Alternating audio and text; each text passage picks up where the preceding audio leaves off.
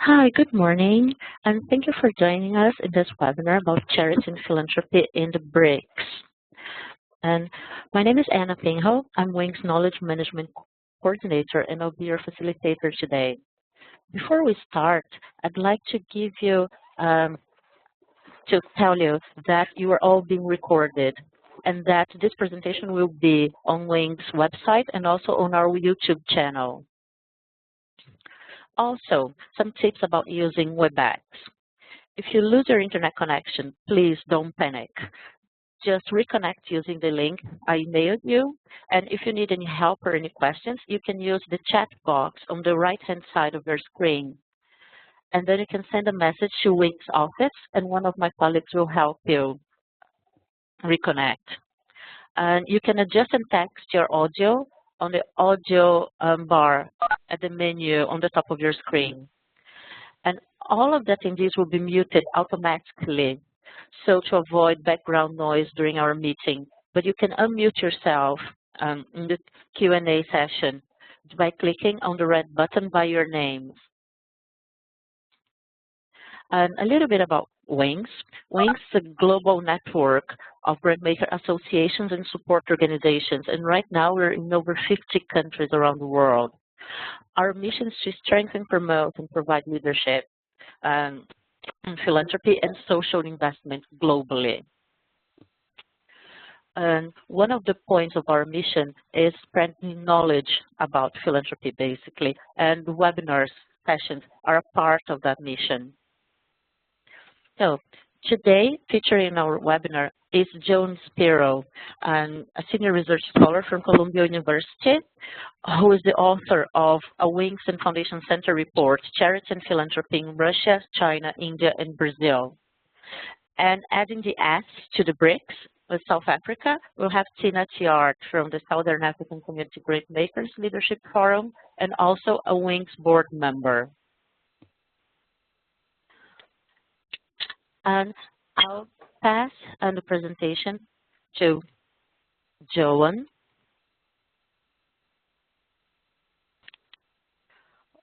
who will be introducing the topic to us, and then doing an overview about each country in the report.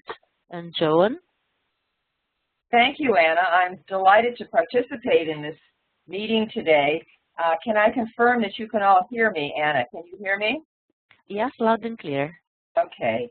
I want to begin by just noting that there is a long historical tradition of charitable giving in the BRIC countries. So what I'm describing has deep roots and yet is quite different. There are new amounts of giving. We don't really know the size of that giving because the amounts are not reported, but one small report from China estimates that in the year 2011, Chinese philanthropists gave about $1.6 billion. So there's a new amount, and there are new types of giving that I'll be describing. Now, before I begin, I want to begin with two definitions. One is charity, and charity is a traditional form of giving that focuses on alleviating human suffering. So, for example, providing food or shelter or health care to the poor. Philanthropy, at least as we use it in the United States, is different. Philanthropy focuses on social change. The idea is to address root causes of social problems, and those could be to, for example, reduce inequalities of wealth, improve health systems and health outcomes, to promote education and research. And this is a theme in American philanthropy that dates back to the days of Andrew Carnegie and John D. Rockefeller, who really thought that their funding could cause social change.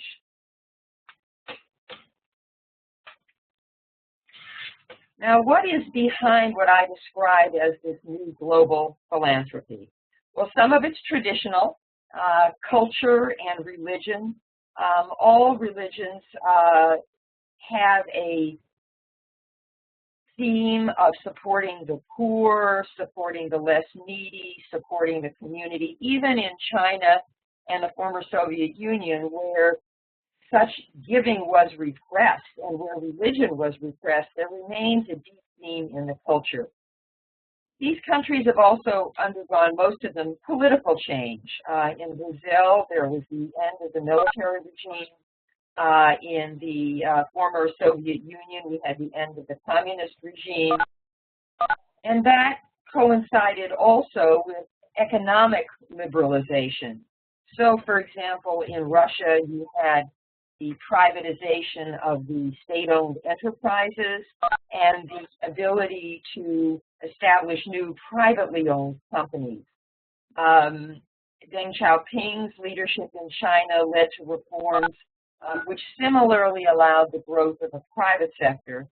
And in India, it wasn't so much the privatization as it was a decline in regulations and the burdens, although not completely, of setting up industry and operating. And all of that led to the growth of new wealth or a new wealthy class. So we saw the emergence of a business class or a business middle class, as well as a very wealthy class who benefited from these new private enterprises. The other side was greater inequality. While some people benefited from this new liberalization, some did not. And so there were new social strains and greater inequality, and we've seen that, frankly, even in the United States. The final thing to mention, but not the most important one, is external influences. Certainly, many Western foundations have sought to promote philanthropy and civil society in the BRIC countries. There are a number of what I would call service organizations like CAF, the Charities Aid Fund in the UK, or the Rockefeller Philanthropic Advisors, which help young philanthropists, new philanthropists, set up and carry out their programs. There are also a whole series of international networks that have sought to promote philanthropy. Perhaps the most famous is the Giving Pledge that has been promoted by Bill Gates and Warren Buffett. So a number of factors have led to this new growth of giving. What I'd like to do now is to just briefly describe what's going on in 4 countries, in the BRIC countries. And the first one is Russia. Again, we saw regime change, the collapse of communism, the privatization of state enterprise and the emergence of new entrepreneurial ventures, and the emergence of what has been called the oligarchs. These are wealthy industrialists and entrepreneurs who within the economy are very wealthy, but who have been sidelined in the political arena. We also saw regime change, the collapse of the political system. The previous society under communism had repressed civil society because the philosophy was that the state was responsible for providing all social services, economic services, and the well-being of the society. And so that dominance of the state began to decline, although it has not disappeared. And because there had been the dominance of the state, there were just no rules about nonprofits. There were no legal guidelines. There were no regulatory regimes. There was no bureaucracy to facilitate the growth of the nonprofit or civil society sector. And there remained many political controls.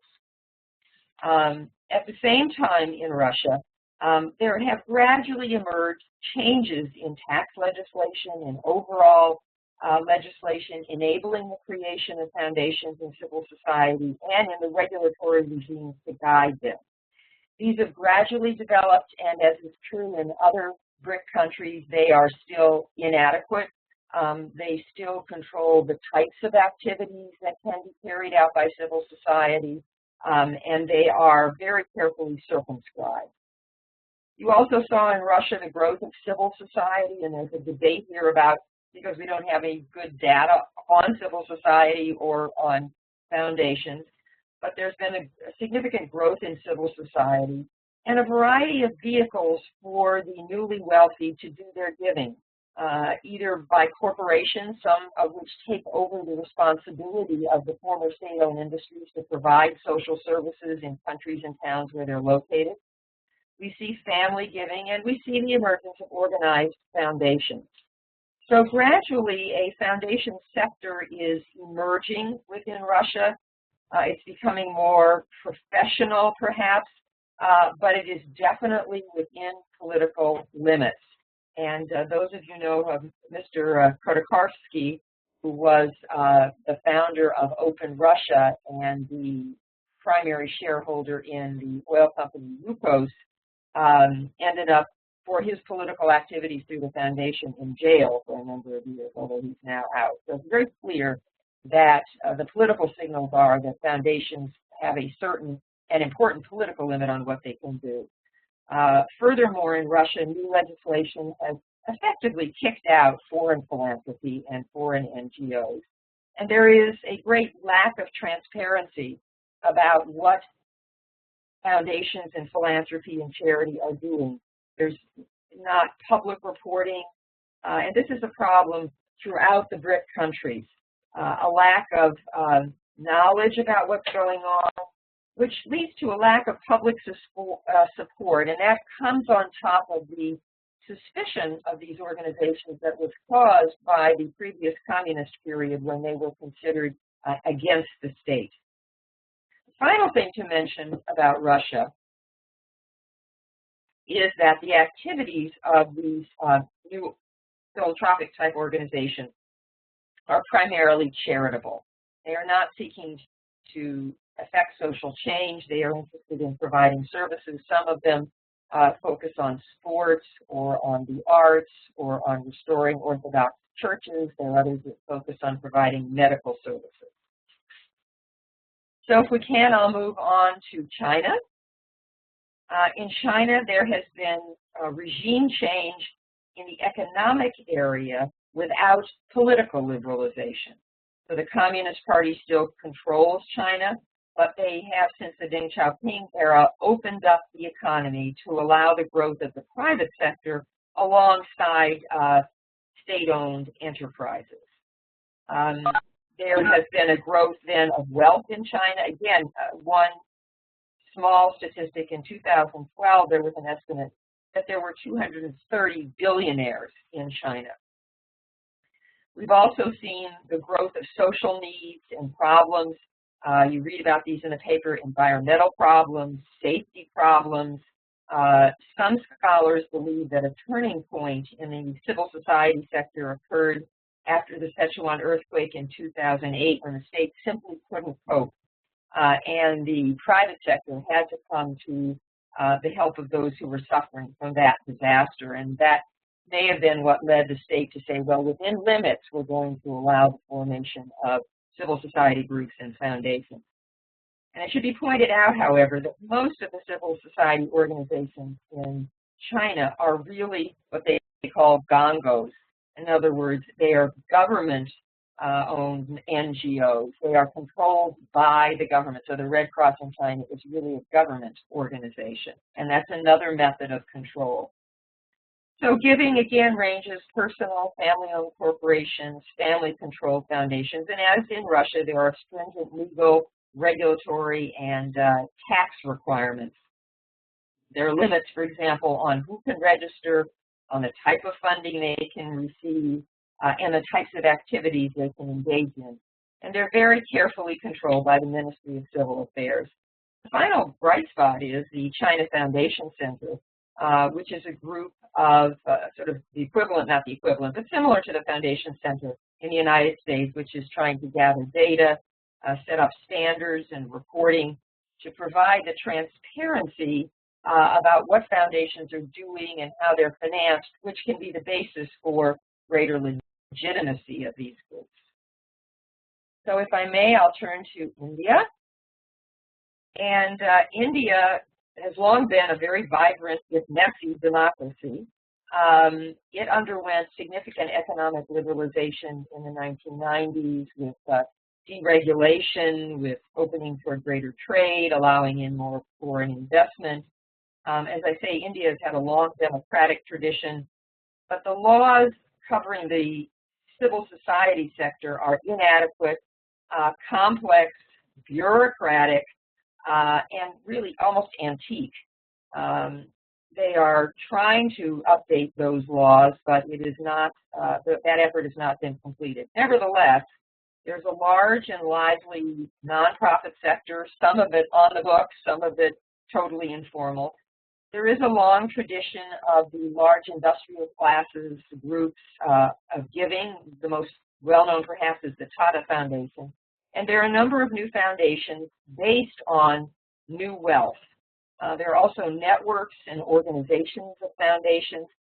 And here I want to make what I think is an important point, and that is India as a democracy, the funds flowing to charity or philanthropy are much more toward education and toward bridging the social economic divide than you see in China and in Russia. And that is because, in my belief, there is more political space, if you will, to not necessarily do specific advocacy, but to begin to try to educate the public and to try to lead to public change. I'll turn now to the last example, which is Brazil. Again, Brazil moved from a military dictatorship to democracy. There had been many civil society organizations in Brazil, but they were mostly illegal.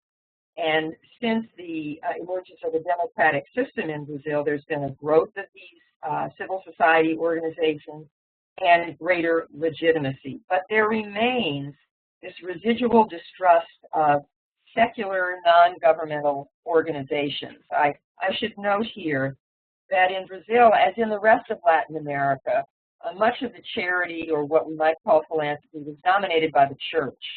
And non-church organizations are still somewhat lacking in legitimacy. You've had a large growth of the business sector and wealth, and significantly, the Brazilian business sector has been very globalized and has been influenced from abroad.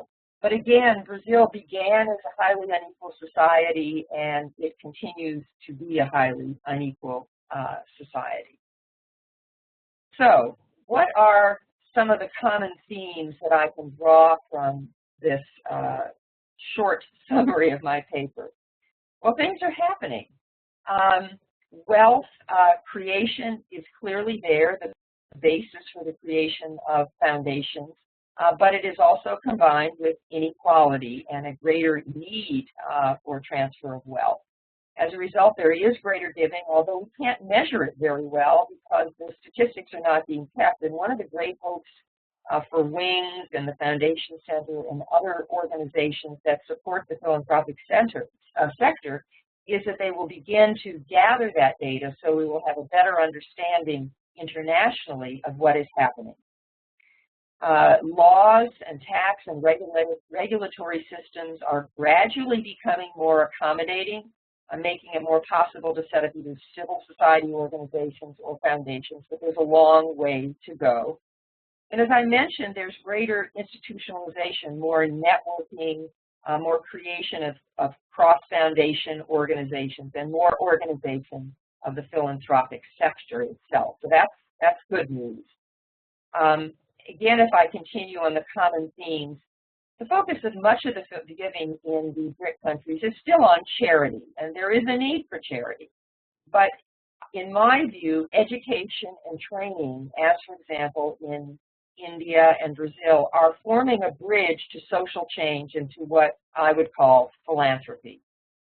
And I think it is the democratic setting in Brazil and India which makes it more possible to support social change and to support what we would call advocacy. Another common characteristic of these BRIC countries is it's very difficult to separate personal, family, and corporate philanthropy. It's all mixed up together because the wealth is really based on the corporate wealth, and the individuals and families still dominate the corporations. And I think finally there it's important to point out that foundations and civil society still are not fully legitimate in the eyes of the public and of the state. There's still the belief that the responsibility of The state is for social well-being, for health, for economic development. And because foundations and civil society organizations have not been very transparent, it sometimes leads to suspicion about what they're really doing. So I want to end with some of the challenges for the philanthropic sector which grow out of this study. First of all, obviously, improving legal and regulatory regimes and bureaucratic practices, developing standards for the behavior of foundations, improving transparency, building civil society. In some cases, in Brazil, for example, foundations are unwilling to give money to civil society organizations because they don't understand how they're governed, they don't understand what they're doing, and they would rather create their own organizations to carry out their programs. So there's a lot that can be done to build civil society. And all in all, that, I believe, will enhance the legitimacy of civil society and of foundations in general. And with that, Anna, I will turn it back to you. Oh, thank you so much, Joan, for this great presentation, for this great overview on philanthropy and charity in BRIC countries. And as I mentioned previously, I'll pass it on to Thiart, who will talk a little bit about South Africa in this scenario, which is not included on the Foundation Center Wings report. And Tina, I understand you'd like to start with the video. Would you like to talk a little bit about it? Yes, maybe say thank you very much, Anna, Joan, and Anna. It is great to be with you all. I've just to lighten up and in the spirit of my own culture, we like to have a bit of an icebreaker. So I'm going to ask them to show the video. Thanks, Anna. It's self-explanatory.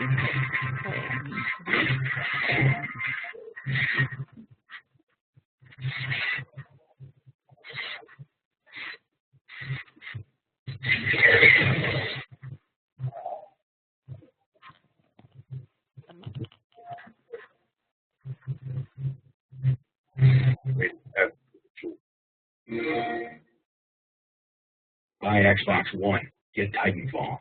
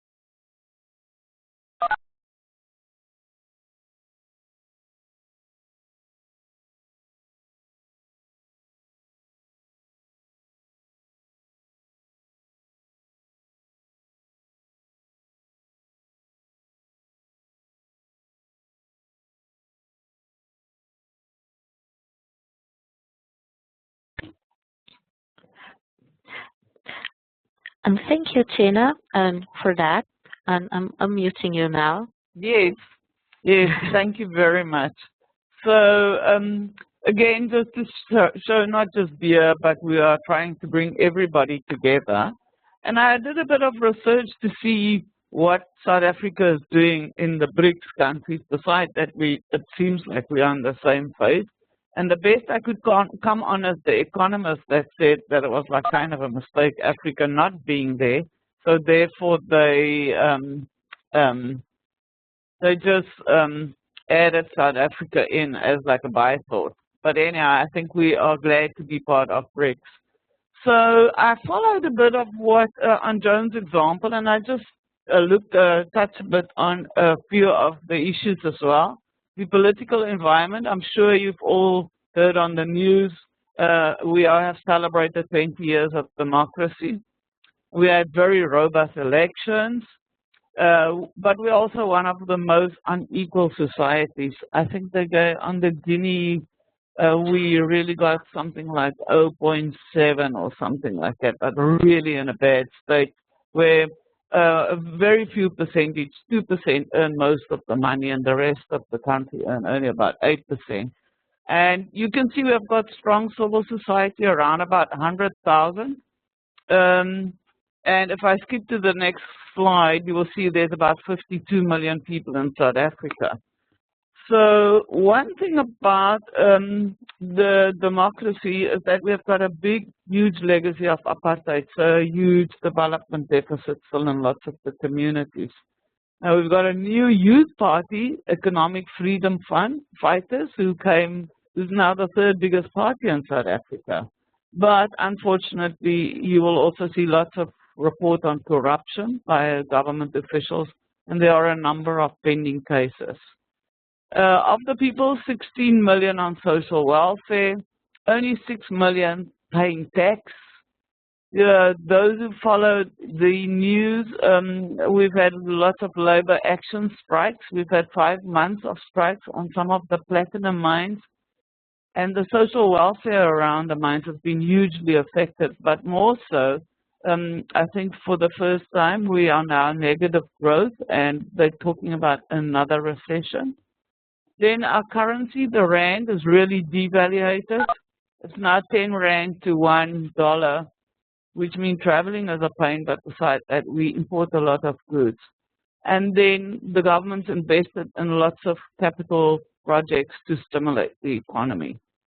So you all have heard about Ubuntu, and I'm sure we will share later with you. You can actually go read Mr. Mandela's quote on Ubuntu, but that is what loosely are referred to as our culture of giving. We've got a very strong culture of giving in South Africa as well, very diverse. We've got things like Stokvel, burial societies. A lot of people make charitable gifts, but also about 85% of our South Africans are belonging to one or other religion, and 85% of their giving goes into church giving.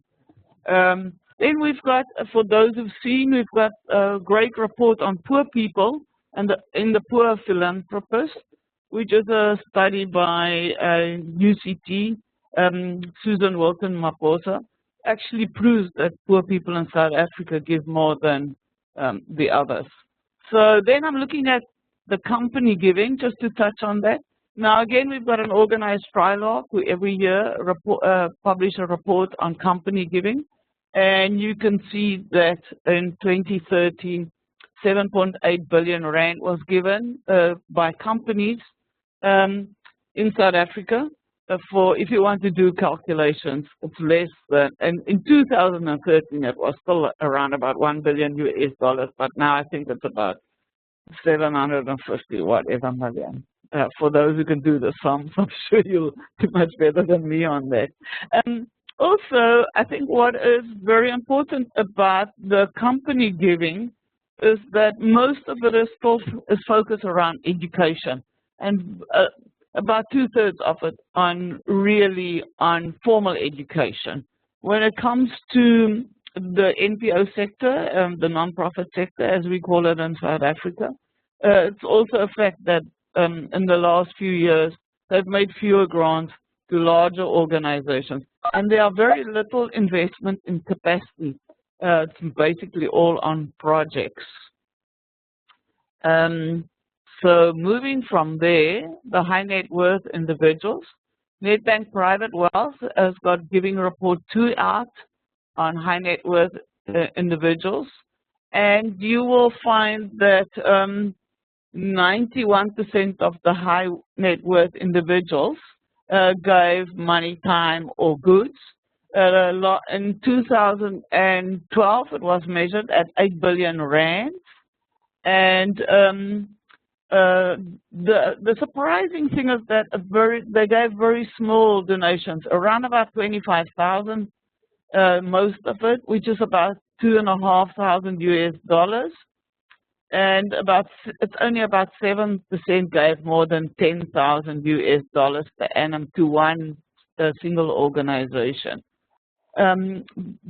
Typical of this giving is that it goes to community projects and social development on lower level, and then the second largest went to the religious giving. Now, we also have two of our philanthropists in South Africa, Raymond Ackerman from Pick n Pay, who advocates for the last 10 years, have been advocating for all companies and businesses to donate to the NPO, and him and his family, his charitable trust, give a far bigger percentage than the required 1% to causes in South Africa. And then obviously Patrice Masepa, for you who are involved with the mining sector or know about the mining sector, is one of the black businessmen in South Africa, has followed in the footsteps of the Gateses and is giving away his wealth to communities in South Africa, most of it on enterprise development. Then I thought I should touch a bit on the status of the non-profit sector, because obviously in the following after the economic downturn in other countries, our biggest impact came in 2011 and 2012. And we conducted some research on the non-profit sector. And you will see that 80% of them had funding cuts, 64% cut service, and we had 21% of job losses in the sector. More so, we did it again after last year, and we found that 54% of them actually reported further cuts. And what was quite frightening is, although they believed that things were turning off for the better, I have just reported to you that we are now in a negative economic growth, and we are expecting the second wave of recession. So what is important also about the non-profit sector in South Africa is that they mostly provide services, a big bulk of them, to the government, or in places where the government does not provide services. So then looking at the challenges ahead, I just want to point out that I think in South Africa, the non-profit sector, that is still very disjointed, has come together, and we have started by making a new code of conduct for the NPO sector, and we are working with the foundations, and specifically the family foundations and the community foundations, to also sign into this code of good conduct. And for you who are aware of the business ethic, we've got the King Commission, who does the code of good conduct for companies, and we have aligned ourselves with some of the issues around good governance. We're also trying to get them to have new practice, and we have seen and we've had reports where they are looking at new and modernizing the institutions. The NPO sector is actually quite robust, and they are also engaging with the Department of Trade and Industry about the BE codes. I specifically think to encourage philanthropy in South Africa, we have to look at a more enabling environment, and looking specifically at the tax reforms. Individuals do not get much tax relief, and there's not even a perception that they will get it from their giving. I also believe, and this is very much my personal feeling, that the BBBE codes, which is our Black Broad-Based Economic Codes, that ask companies or companies who want to do business with the government, who have to give 1% before tax to charitable organizations, actually putting a damp on it. It's got a negative impact. And a lot of companies who used to donate more funds than that now are staying within the code and are just cashing in on their points. For the economy, we really need stimulus for the economy, the growth. We need to talk about political stability. There need to be interventions in our mining industry. It's really have a huge impact on rural communities and social issues. We need to have the and influence the government to show political will to eradicate corruption and the misuse of government funding. I think because that also flows down where people all believe that there are a lot of corruption at other levels as well. And then obviously the creation of jobs.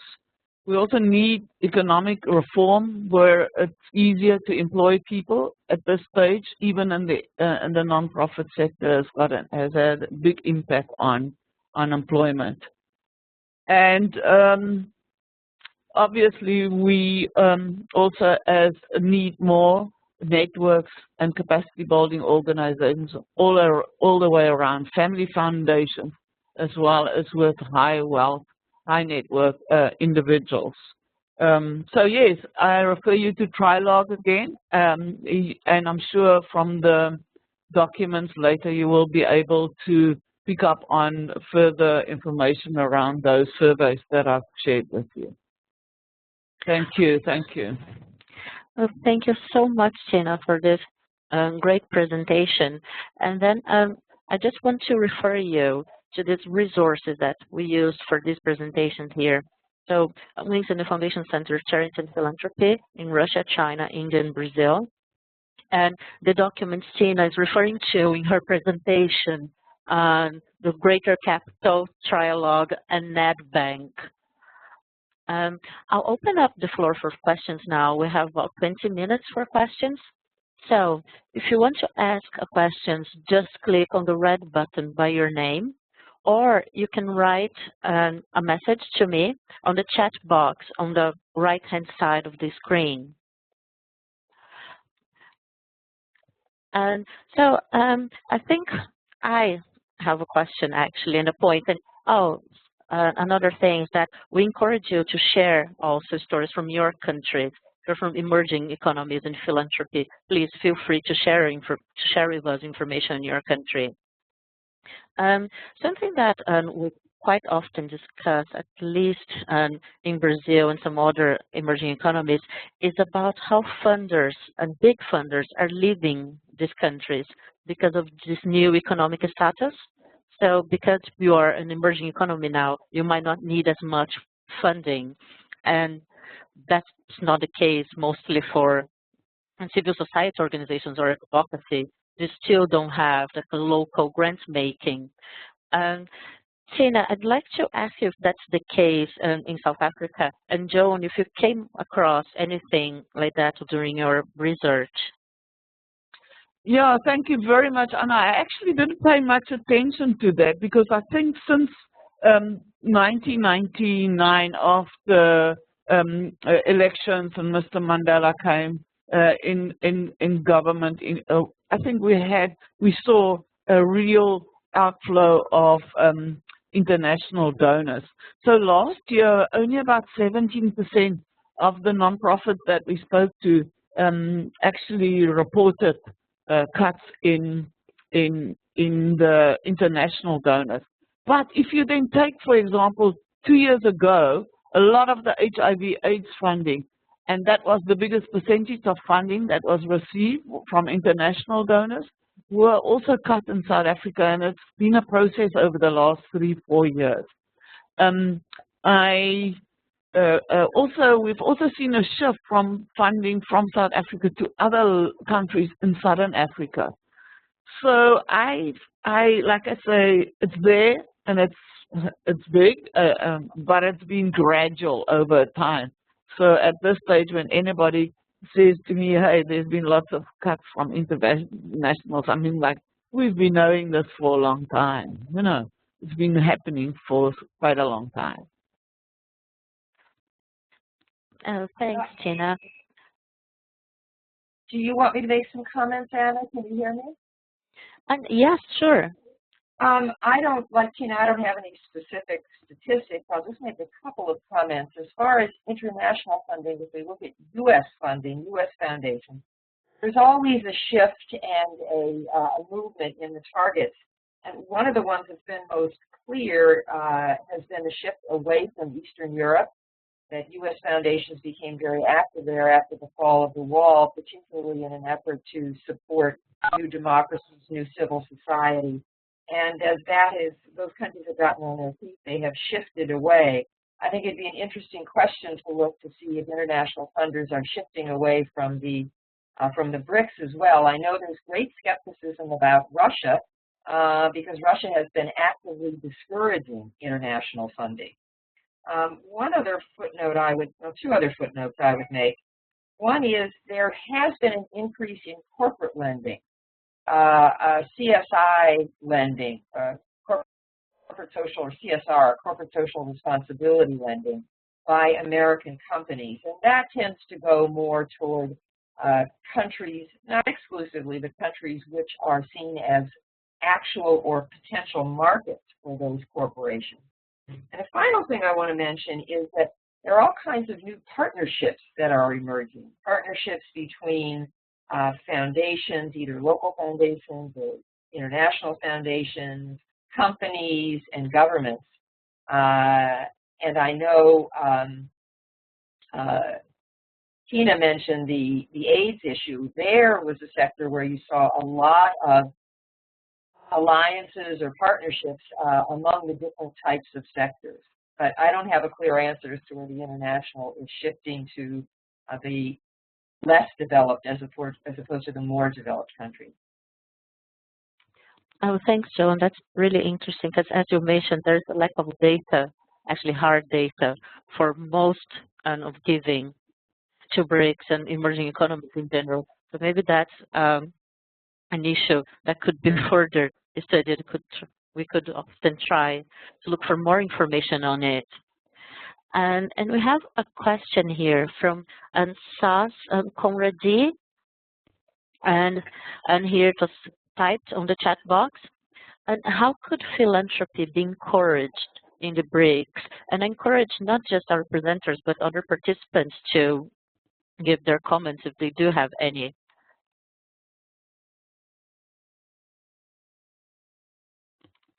Do you want me to start, Anna? Please. Thanks. But I'd really like to hear from the others. I think when I described the challenges, I think there has to be more confidence on the part of the potential donors and more legitimacy seen and confidence in the civil society. The civil society needs to be strengthened because civil society is the vehicle most often for philanthropy and for charity. So improving the legitimacy, reducing public skepticism, establishing the legal standing of these organizations would be important. And again, I believe that goes along with creating standards for the behavior of foundations and transparency. And finally, the government has to improve the laws and the regulations. And I think that kind of comes full circle. And I think that the organizations of foundations, again, the Wings, the Foundation Center, the China Foundation Center, can help work with the government to improve the legal environment for civil society and for foundations. And thanks, Joan. And Tina is raising her hand. Alpha Point, you can raise your hands to ask to speak. And Tina? Thank you very much. I want to agree with Joan. I believe that investing in the capacity of the nonprofit sector or civil society, but more also looking at the funding models they are using is very important. On the same hand, we in the Western Cape region has got a very strong network of corporate social investment managers and grant makers. And we're trying to also to work with the grant makers and to have capacity building with them to understand more on how to decide who to fund without just using a financial lens. Because specifically in times and days like today, it's important for us to make decisions not just on, but purely based on what the budget looks like. And then thirdly, all the way around, we are trying for them to invest in people, pay salaries. Don't just look at the project, but look also how can you increase the capacity of the organization, not just for the duration of the project, but a bit longer. And then I also think just the whole financial investment issue, where all the way around everybody can do better, even the individuals. So if they have better investment opportunities and look at better vehicles, a lot of those organizations like the net banks, they actually help giving also towards causes. But and I'm sorry I'm talking too much, but my final thing is I also would like to see cross-learning between the BRICS countries, because we do business together, and maybe there are new business models, and maybe we can also share across the BRICS countries more on how do we make grant making, how CSI works, and about the nonprofit sector. And thank you, Tina. This is great. And also, I'd just like to add a point that sometimes it's also good to pay attention to what's the real needs of people. Because as you said, the initiatives like the BBBE in South Africa can backfire. So it's always good to actually analyze the field before starting any initiatives in the sector. I have Carolina Mzik raised her hand. Carolina? Yes, good morning, everyone, and can you hear me? Yes, loud and clear. Thank you so much for this very interesting presentation. I represent UN Development Program, and we do have a program or intervention where we are trying to encourage philanthropic foundations to work more with the multilateral governments, especially for the development, like post-2015 development. That means that when the current Millennium Development Goals expire at the end of 2015, we are trying to see how can we deepen the collaboration with foundations, because the big promise of the future development framework around poverty reduction, environmental sustainability, and social issues are really around strong, inclusive partnerships. And a few things from sort of more reflection from what I have seen so far from the government. We definitely agree that there is a huge need to improve the legal framework and make philanthropic giving easier. Different governments react differently. In some, indeed, they are very open to these discussions of how to have stronger partnerships and growth of the philanthropy, but many are not interested. And obviously, we as UNDP would be very keen to actually have more advocacy and dialogue about it with government, as well as also finding other ways of collaborating. One of them, for example, especially this relates specifically to the middle-income countries, is where we try to see whether foundations in these countries are, for example, interested in having a dialogue with governments on development cooperation, especially the southern providers. So, for example, in June in Turkey, we are having this global conference on development cooperation, multi-stakeholder development cooperation, where one of the big components will be to see how can we bridge southern governments and their respective philanthropic partners to work closer together. And overall, we see that there is a lot of potential and interest in improving the impact, development impact, if the indigenous philanthropic institutions from the countries join forces and multilateral as well as governments join forces together. So we do have currently ongoing projects with certain foundations, but also we are inviting other foundations to join to see how we can improve and create what we call a very unsexy word, become platforms for collaboration between foundations and multilaterals. And we will be doing it in Kenya and Ghana to start with, and then to proceed with also work in other pilot countries. So the idea is really to see, try new methods of outreach and see how we can change our ways in the multilateral world, and also how we can advise governments to be better, to be more open and involve foundations in a much larger extent for development solutions. Thank you. Oh, thank you so much, Carolina. It's really interesting to see how UNDP is trying to bring together development and foundations and develop this kind of partnerships. And I think Tina has a comment on the partnerships. Yes, thank you very much for that. I'm a firm believer of partnerships and collaborations. And in South Africa, with a lot of government encouragement to spend funding on enterprise development, we have seen the development of partnerships between companies and civil society, and you nearly now get a non-profit that is also a bit of a profit, and it's a new quasi-organization that is emerging. And I'm at the moment following that to see what the outcome of that could be. I must say, when it comes to partnerships between government and the philanthropic sector or the grant makers, I've not in my region had much good examples of good partnerships.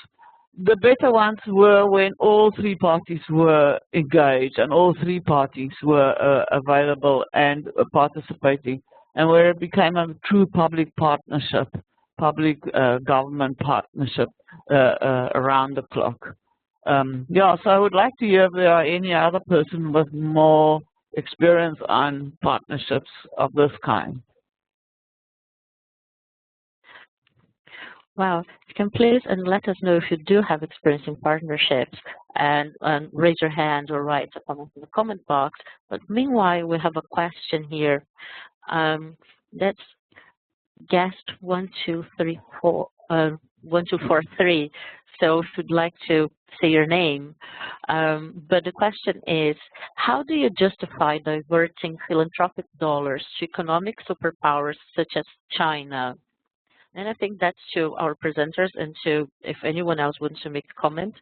I think I'd like to start by saying that I guess it's important to foment local grant making and local philanthropy, and to strengthen civil society to get to a point where this local philanthropy can address local problems.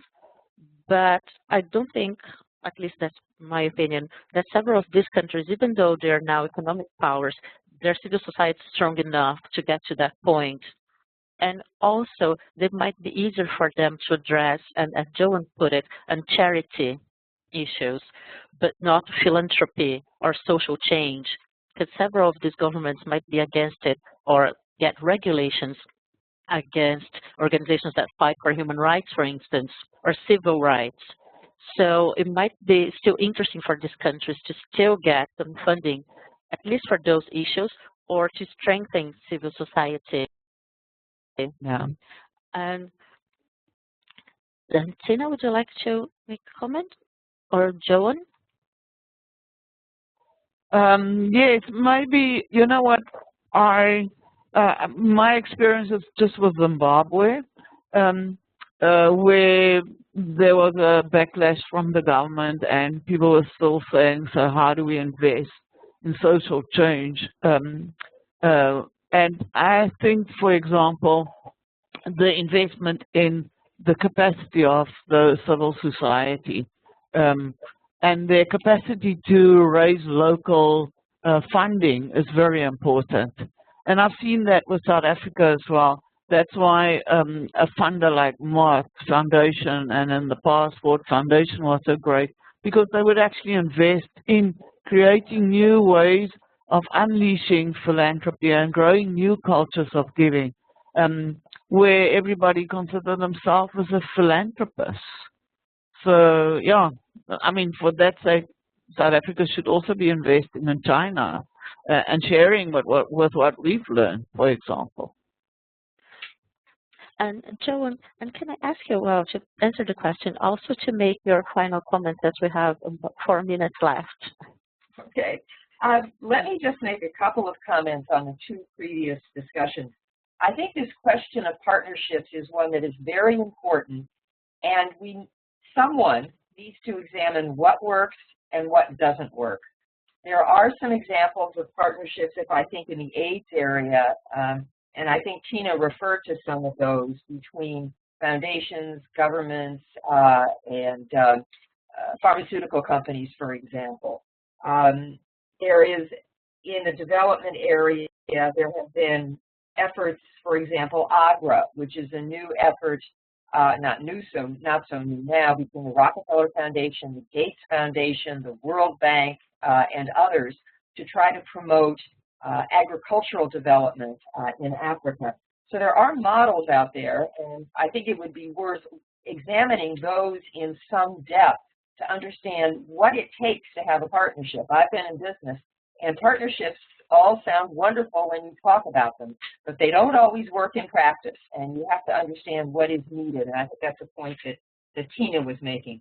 And then I would add on this issue of philanthropy in places like China that there is a large need to develop the civil society and to support the civil society. There is uneven development. We need philanthropy in the United States to support our poor communities. So I think that there is an ongoing need. And finally, I would say I think this is, I want to congratulate Wings for delving into this issue. I think there's a lot that can be learned from each other. I think there's a lot that's going on, and so let me encourage you to keep going. Thank you. I enjoyed participating. Oh, thank you so much, Joan. Thank you, Tina. That's a great presentation and lots of information and issues we have to keep studying and keep trying to get information on. And I'd like to emphasize that this presentation is being recorded, and that's going to be on our YouTube channel, and it's going to be available on our website. Along with the presentations here today and the slides you just saw here today, as you saw, they're packed with information that you might want to look into later. So thank you all so much for joining us. And of course, if you have any comments, please do let us know. Do send me an email. Thank you very much, you all, and have a good day. Thank you. Thank you, Anna. Great stuff. See you. Thank you, Anna. Thank you.